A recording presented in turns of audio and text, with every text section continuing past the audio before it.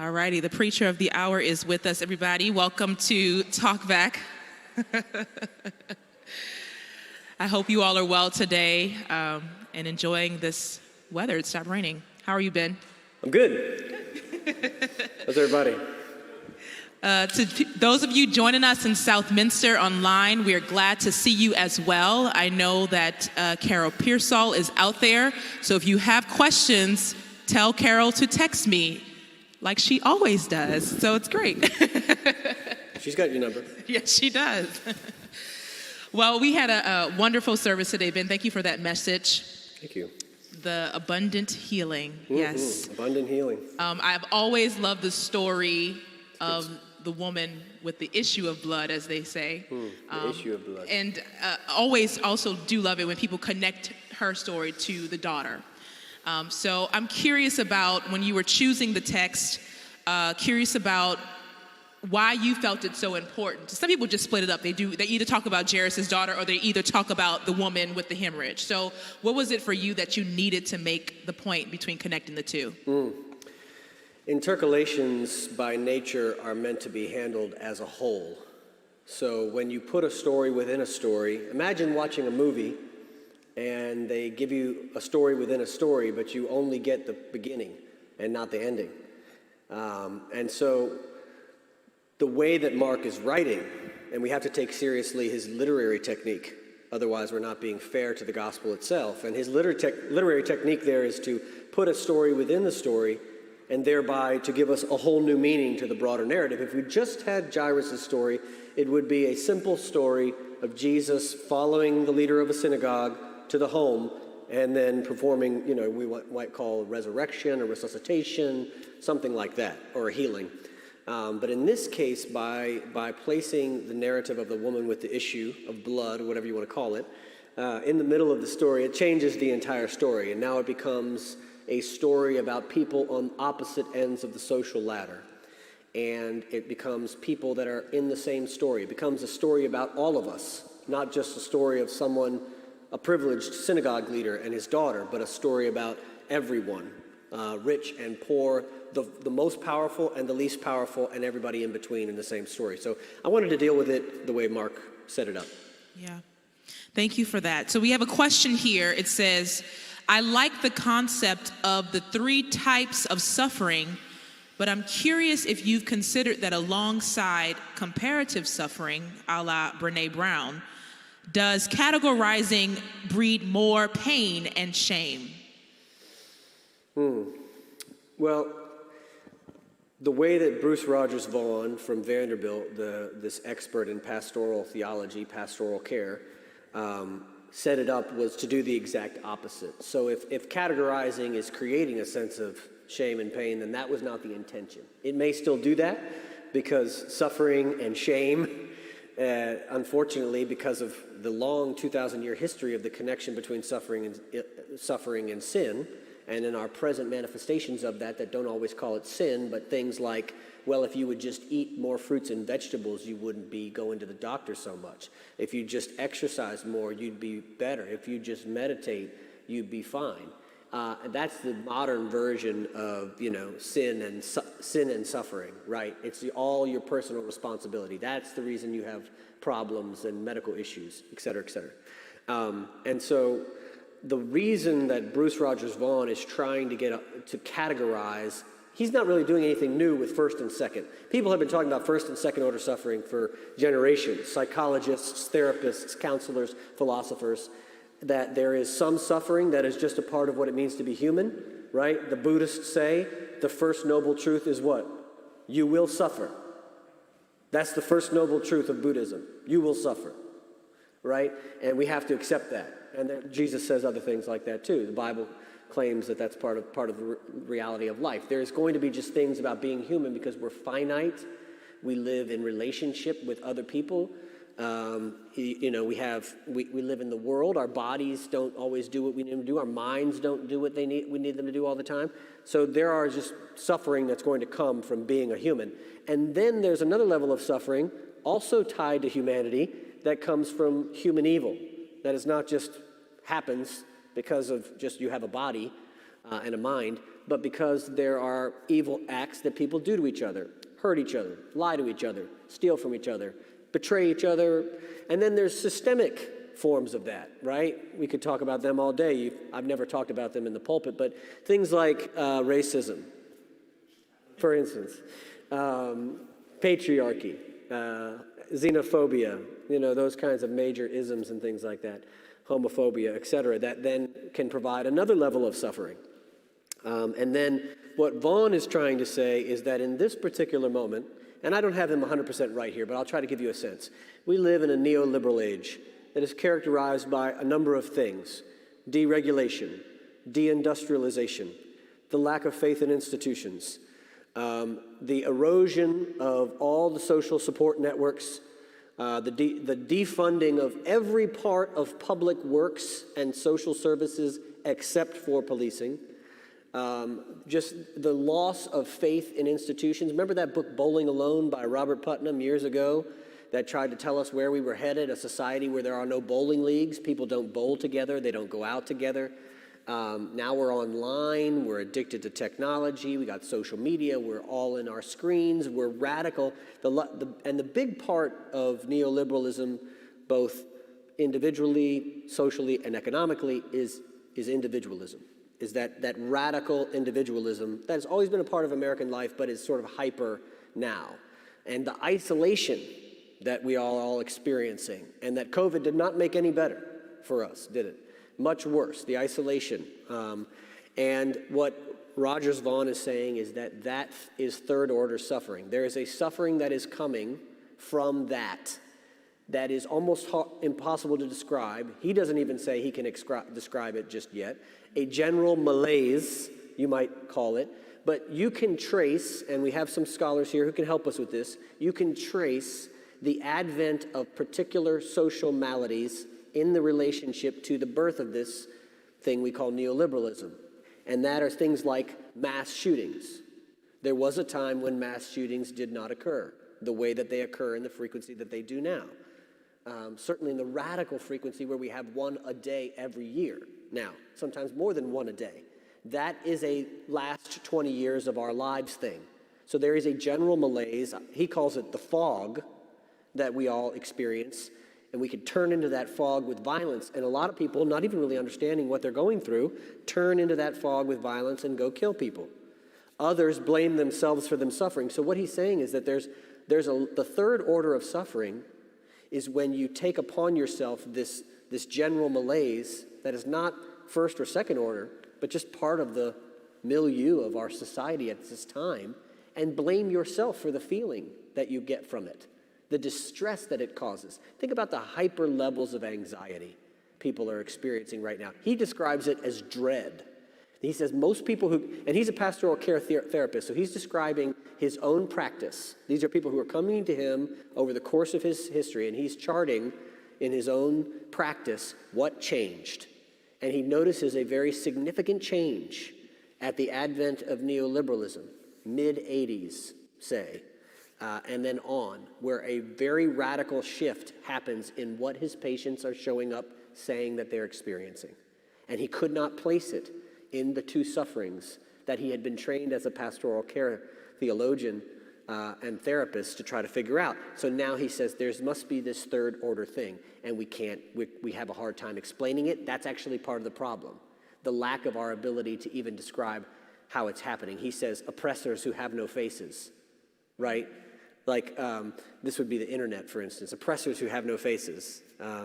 And anyway, I can get into more third order suffering, but the intent of naming third order suffering by Rogers Vaughan is in fact to reduce the shame that we are compounding upon ourselves with our first and second order suffering. So we are sick, so we feel ashamed about that. We are oppressed because of, I'm not, but some people are oppressed because of their gender, race, etc., right? And that then compresses on top. That can cause a sense of shame. And then third, we say, oh, there must be something wrong with me. That's why I'm experiencing all of this dread, anxiety, pain, etc. Something is wrong with me. And that third order suffering then comes down upon a person. So it's like three levels. So what he's trying to do is actually release us of this third order and help us figure out how to try to treat and address third order suffering as congregations, as communities, as churches, as people. Wow, that's a podcast. We Oh, got to yeah. do that, Oh, yeah. podcast on that. I have a question from Southminster. This person says, isn't it interesting that both suffering daughters have a reference to 12 years of suffering for the older woman and 12 years of life for the younger? Do you have any response? Yes, that is a very, so good catch at Southminster, well read. We don't find out, though, it's interesting, we don't find out that Jairus' daughter, and by the way, I don't know how to pronounce it either. Me neither. But Jairus, I'm going to say Jairus' daughter, we don't find out she's 12 until the end. But we know that the woman has been bleeding for 12 years. And we only get it as a little like parentheses at the end of the text, kind of dropping on us there at that moment. It's very interesting. So what is Mark trying to do with the story? Mark is making a comparison between the two daughters. One who is not a daughter yet because of her issue. She has been excluded from family, community, society, religious tradition. She has been oppressed by doctors. She has been suffering, isolated and alone. She does not feel like a daughter, nor does society consider her a daughter. Jairus' daughter is an automatic daughter because she belongs to the powerful leader of house and synagogue, Jairus, who has standing in society and power and in the community. So she's an automatic daughter. But we don't find out that she's 12, which means that her life and the woman's bleeding are the same amount of time. The woman has been bleeding as long as the little girl has been alive. She's been suffering as long as the little girl has been living. And so that's where the comparison begins it begins and then continues to unfold over and over again in the text all the way to the very end. First it feels like you're comparing Jairus and the woman, and then there's this even bigger kind of comparison. And one of the things that I think comes out of that for this person who's pointed it out is there might be a critique of synagogue in this story. There might be a message of inclusivity for church and synagogue in this story that is saying, look, synagogue leader, this woman who you will not welcome into the synagogue anymore because of her issue, based on your purity codes, and who has no more money to be made whole, to be healed. And you have disfamilied her. You have disavowed her. And yet now you're coming for healing for your daughter, who happens to have been only alive as long as this woman has been bleeding with an issue. It's time to have a reckoning moment. But it's so interesting that Jairus doesn't say anything, almost as if maybe Jairus got it, or Jairus just knew to keep his mouth shut, or was profoundly astounded by what was happening and taking place. But there is a critique here. The leader of the synagogue, who would have been involved in the exclusion of the woman with the hemorrhage, is now having to wait for his own daughter's healing until this woman gets re-included into the family, into society, into the community. So yeah, really good to pick up on the 12 and how that's comparative. Yeah. We have a question from Devin. Devin says, Oh no, oh my God.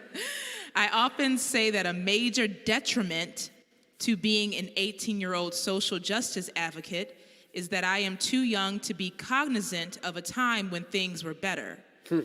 What is your message to young change makers who want to change systems like our healthcare and economic systems, but lack not only context and hope, but the resources, power, and privilege of our older counterparts? Wow. Another dissertation from Devin, thank you. Yes, well, I would be a poor historian, and I would be embarrassed in front of some who are here who are far more scholarly than I am, if I did not say that there is both truth and there's things that are true and false about the idea that there was a better time.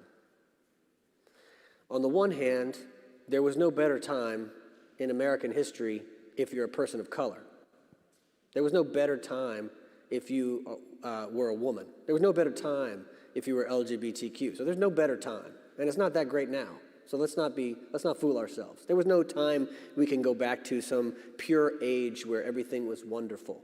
The 60s were not, the 70s were not. There's no, and that idea of going back to a golden era is basically the beginnings of fascism. Every time you feel somebody saying, oh, we're going to go back to the 1950s, we're going to go back to, if we could just make America great again, make the world great again. That's a fascist idea, you know.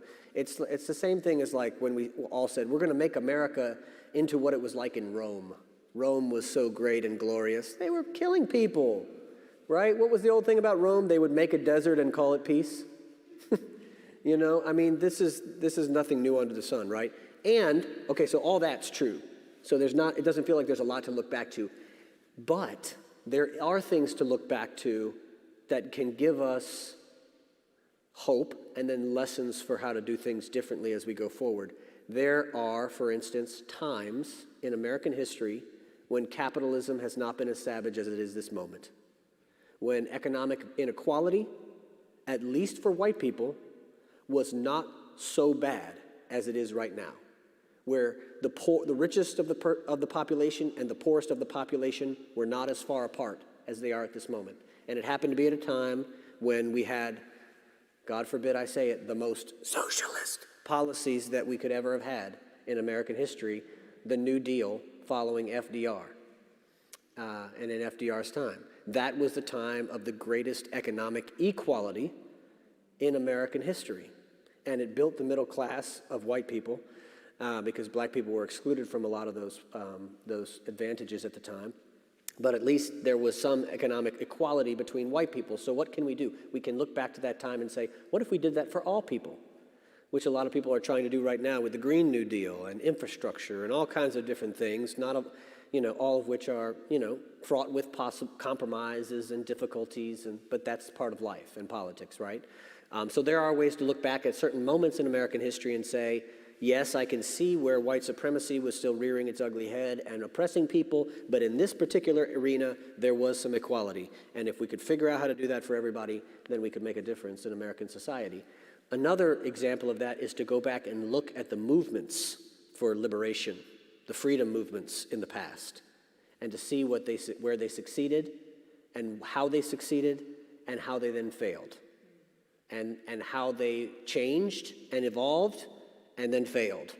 Or I guess the way it would be put it would be changed and evolved and then were attacked more vehemently by the federal government and other people in society to the point where they had no resources and could not continue. So for instance, the Black Panther movement or the Black Power movement of the 70s and 80s, and how that evolves directly out of the civil rights movement and the betrayals of the civil rights movement, the betrayals of white Americans and the backlash of white Americans against the civil rights movement then leads to the Black Power movement that eventually then is attacked by the federal government, the FBI, et cetera, et cetera. So you can just see there are ways to go back and look at times and see what was happening. So for one of the great examples of this right now, I know I'm going to get on some TV here, Mia, is Apple TV has a documentary called 1971. A lot of you in here remember 1971. That's before I was born, although I feel like I lived part of it because my father had all the records. And so this one the documentary is called The Year Music Changed the World. Because in 1971, music did change the world. The Beatles broke up, right? You had John Lennon go out on his own. You had Jill Scott Heron's album come out. David Bowie's first popular album comes out, and you can see a change happening in society that is reflected in the music and vice versa. And if you go back and look at that time, you can see movements at that time and what they were doing and how they were, and we start to see the normalization of certain forms of queerness, for instance, through music, through playing with gender. David Bowie's wearing dresses on stage in 1971. Right? And makeup. And the musicians, the rock musicians start to wear makeup on stage like T-Rex and others. And there's this glam rock thing going on that's really playing with gender and playing with sex and what sex is, right? All that's happening at that time. So you can see these movements happening through art, music, cinema, etc., and how they then created the 21st century for us as it is now. But then you can also see the reactions and how the reactions come. So anyway, that's a complicated question, Devin, but I think there's hope, there's things to hope for. It's always, but it's hard to know what to go back and look for when you haven't seen anything in your lifetime. I mean, I understand that. Even my lifetime, you could look back and say, what was great, because almost all of my entire life was in neoliberalism, right? In the entire time. So what does that mean for me as a person, as a pastor, as a leader, as a Christian? So I think there are things we can go back and look, but we also have to be careful of this golden age idea. Chart a new path, I would say. Devin's smart enough. You just figure out the new thing we need, Devin, and we'll follow you. Yes. I have a question from Elise. In reference to our medical system, why is socialized medicine such a dirty word? Canada does just fine with it. Well, I think, first of all, money. It's always about money. People stand to lose a lot of money if you make a shift in the system. Now, they will tell you that it will cost all of us more money. They'll tell you that it's going to cost you more money, right, to scare you so you vote against it. Vote against the Affordable Care Act, et cetera. Vote against your own health care interests wherever you live, especially in rural places where they don't have access. This is really bad, people voting against their own health care interests. They'll tell you it costs you money, but actually all the experts who studied it can tell you that that's not true. It actually will save the consumer far more, and it will be better health care for less money. But it will be less profit for the people who own insurance companies and other medical establishments. That's what it will be. And it always boils down to those people who are making profit, right, saying, I'm not going to relinquish this. I'm not giving this up. And so I'd say that's why. In addition to that, there's a long, I think, unfortunate history of American, I think in at least the last 60, 70, 80 years, probably longer before that, of really demonizing anything that is connected to socialism. And to the point where you can't even say the word, you can't run for office if you're ever accused of being socialist, let alone communist, which used to be a legitimate party in America. Well, I was going to say recently in Buffalo, the person who has the highest vote for mayor is a black woman who is part of the Democratic Socialist Party. It's true, yeah. Which is rare. It's rare. It's rare, but I was very surprised that, What is happening in Buffalo? That's what it means.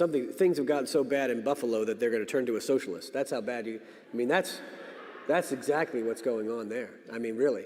Honestly, it's like how bad does it have to get before we realize that the thinking that got us into this mess can't get us out of it? And so this idea of like socialism is the boogeyman.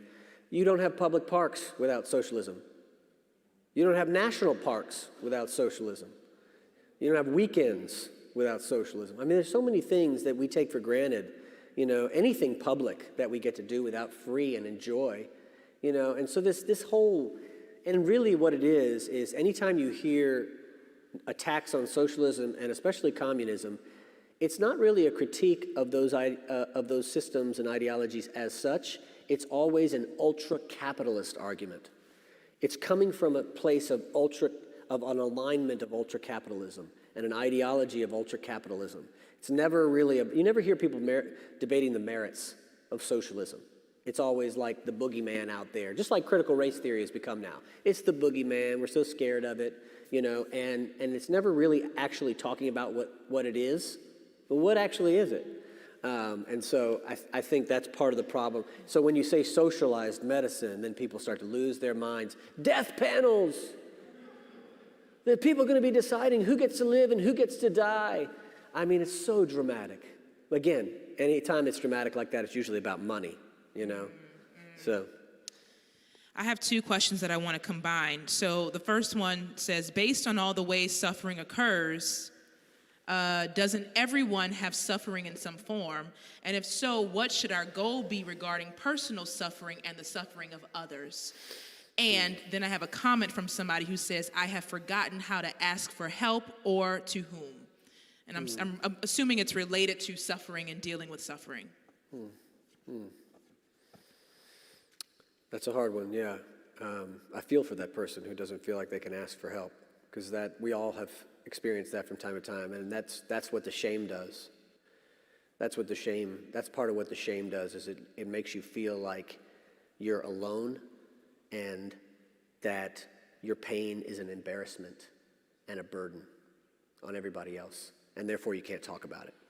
So I just want to encourage that person to tell somebody about their pain, a friend, family member, relative, neighbor, therapist. Just tell somebody. Express your pain. This is where a lot of people get tripped up, I think, in the Christian life, because we all have suffering. All of us do. And yet, at the same time, the suffering of the world is so big and so grand. And so this is another thing that this story does so well, is it shows us that all of that is interconnected and related. And it's all a part of the same story. And sometimes by looking at the suffering a little bit differently, first order, second order, third order, you can kind of get at it differently, but we have an obligation to both. We have an obligation as people of faith to all forms of suffering, to address, to be present with people in all forms of suffering. But I think obviously there's a different way of being present and addressing first order versus second order suffering. One is usually just a part of the human experience. This doesn't mean it's not painful, and doesn't mean we don't need people with us in it. We do, and that's the first one.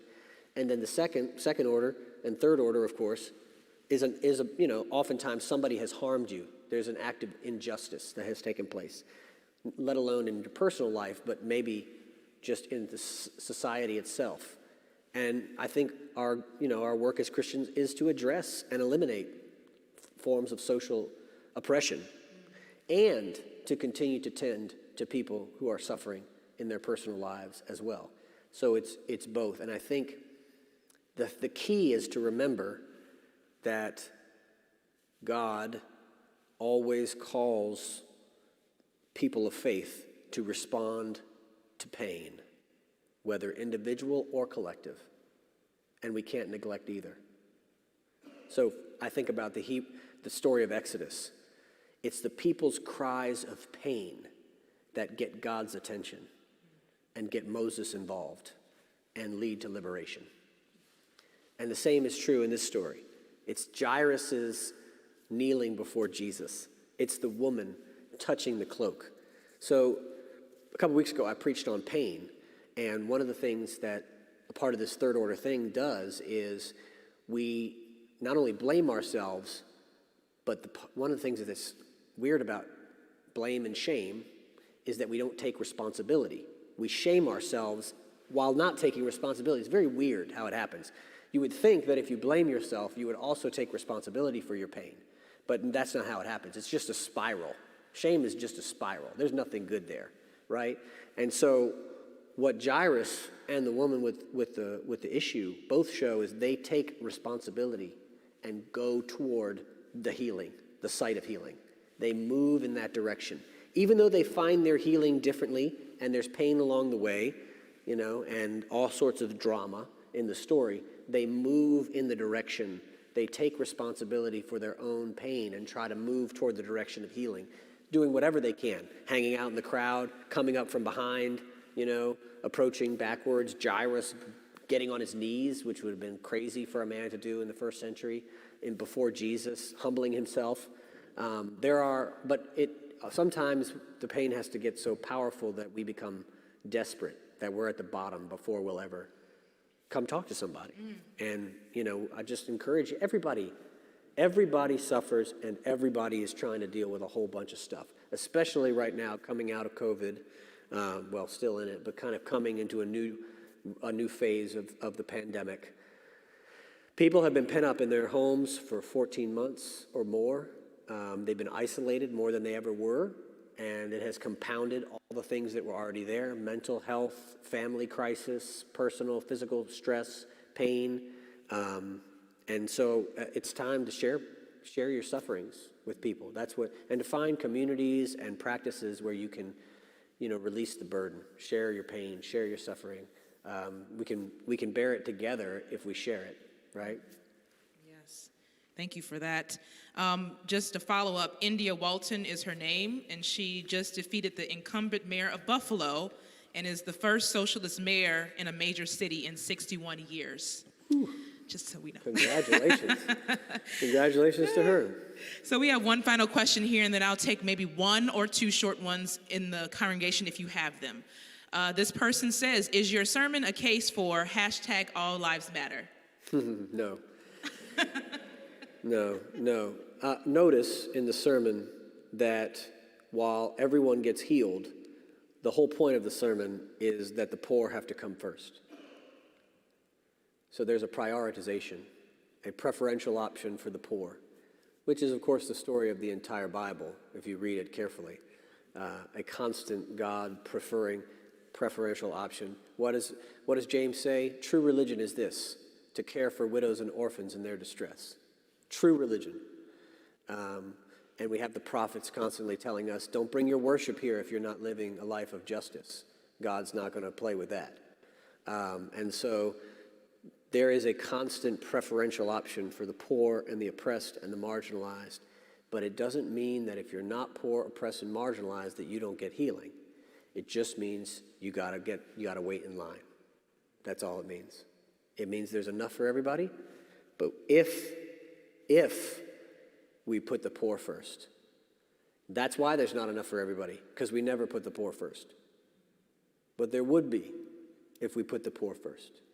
There would be enough for everybody. So it's not an all lives matter. It's a everybody suffers, which is not all lives matter. It's everybody needs healing, which is not all lives matter, but poor come first.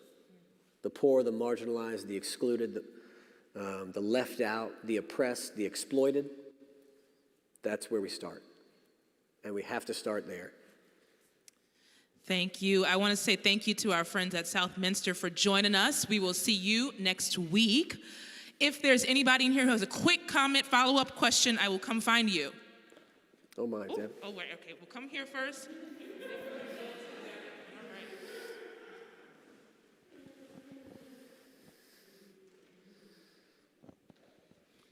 Yeah, I want to ask the question, like, why do you, from your perspective, Pastor, like, why do you think, like, from the Bible times, and it's really not different to this time now, why people feel like, that the rich has to go first, or the one that is more profitable has to go first than the person that don't have, from your perspective?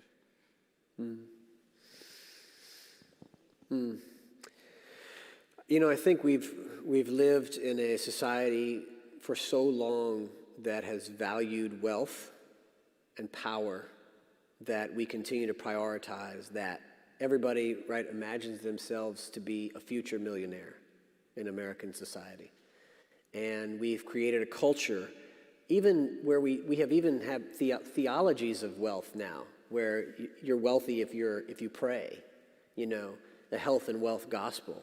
So and that comes from an American version of malpractice theology, right? And all of this is because we've continued to elevate the rich and the powerful, glamorizing their lives, glamorizing what it means to be rich and powerful in American society, and putting them on a pedestal, and that has led us to a place where we have shame if we're not at that place.